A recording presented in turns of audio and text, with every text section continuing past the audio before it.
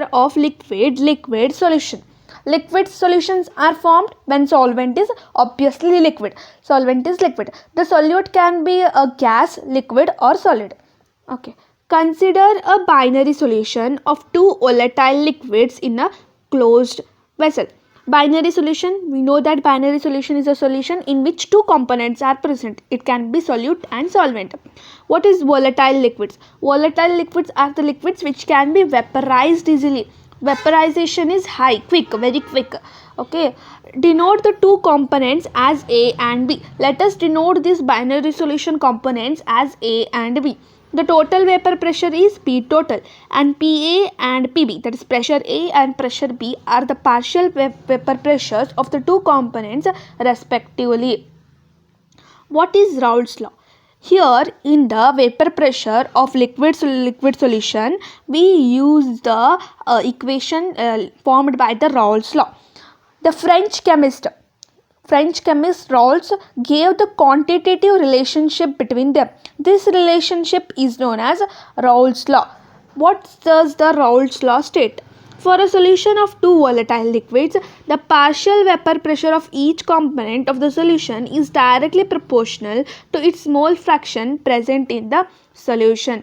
For a binary solution of two volatile liquids, the partial vapor pressure which is denoted by P is directly proportional to the mole fraction. It is directly proportional to the mole fraction. Mole fraction which is denoted by P is directly, that is partial pressure is directly proportional to X, which is mole fraction. We have denoted the components as A and B. For a component A, PA is directly proportional to XA, that is mole fraction of A. When we remove this proportionality constant, when we apply the equality, then we get PA naught. What is PA naught? Here PA naught is a vapor pressure of a pure component A at a same temperature. It is a vapor pressure of a pure component. Thus the equation formed is PA is equal to PA naught XA. XA is the mole fraction of a component A. Similarly, we can do it for a component B. For a component B, PB is equal to PB naught XB. PB naught is the vapor pressure of a pure component B at a same temperature. Now XB is the mole fraction of a component B.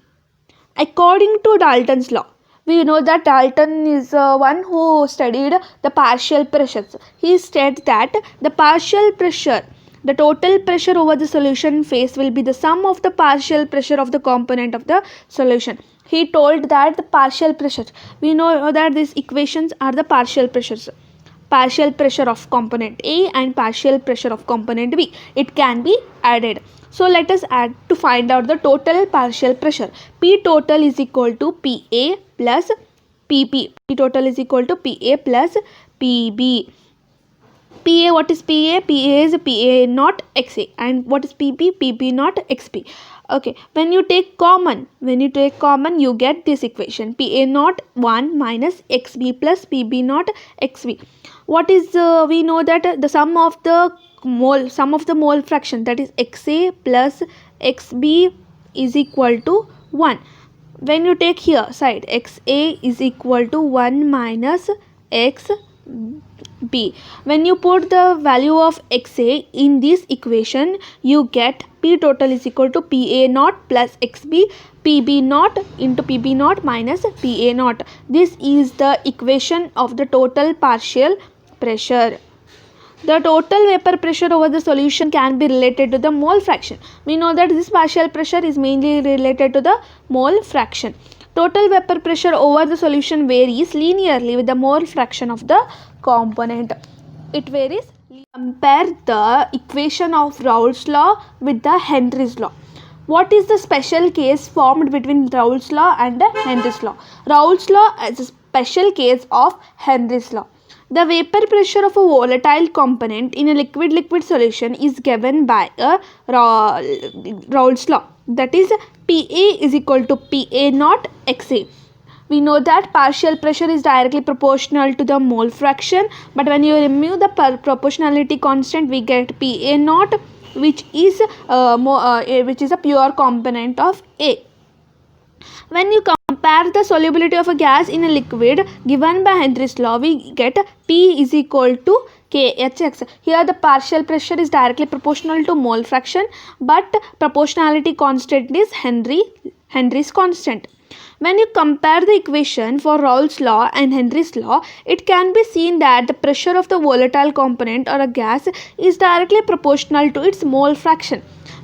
See, here you find the same difference, that his partial pressure is directly proportional to the mole fraction in both the cases, right? Only the proportionality constant Kh differs from Pa naught. Only these proportionality constants, that is Pa naught and Kh, are different. This is the case, a special case of Henry's law and Raoult's law. Okay, mole fraction of each component in vapor phase. When you want to find the mole fraction of each component present in the vapor phase, the composition of vapor phase in equilibrium with the solution can be calculated the partial pressure of two components. If Ya and Yp are the mole fractions, what is Ya and Yp? They are mole fraction of component A and B respectively in the vapor phase. Then Pa is equal to Ya P total. Ya, what is mole fraction of A? That is Pa by total. Pp is equal to Yp P total, and Yp is equal to Pa by P total. These are very important to calculate some important problems. Pressure of solution of solids in liquids. This is the vapor pressure of a solution of solids in liquid. Okay, when a non-volatile solute is added to a solvent to form a solution, it is observed that vapor pressure of pure solvent decreases. What is non-volatile?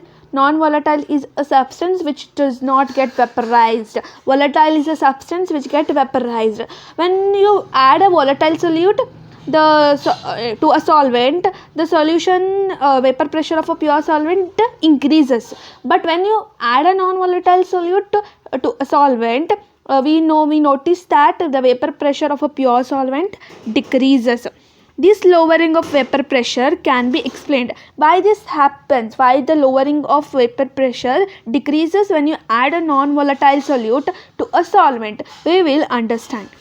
In a pure solvent, the entire surface is occupied by the solvent molecules. This is a pure solvent. Here only the pure solvent is present. In this pure solvent, the entire space is occupied by only the solvent molecules. When you look at this diagram, here there are both solvent as well as solute. Here the particles are present, solvent as well as solute. Okay.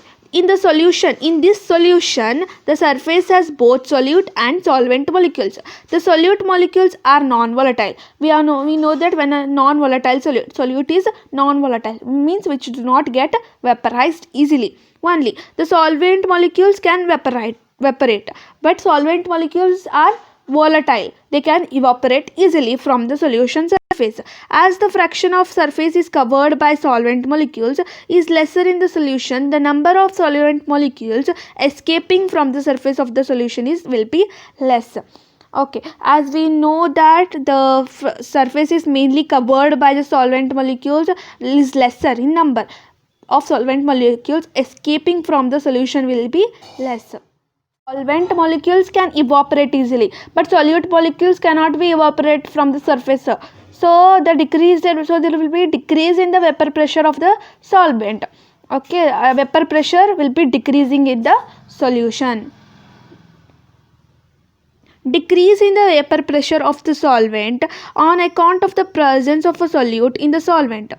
Evaporation of the molecules of the solvent from its surface is denoted. In a solution, solute particles have been denoted by this, and they also occupy part of the surface area. They are denoted by this symbol.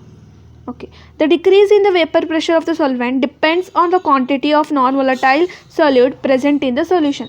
The decrease in the vapor pressure mainly depends on the non-volatile. If it is volatile, there will be increase in the vapor pressure, but here it is non-volatile, so there will be decrease in the vapor pressure. For example, the decrease in the vapor pressure of H2O by adding 1 mole of sucrose to 1 kg of water is same as that by adding 1 mole of H2O.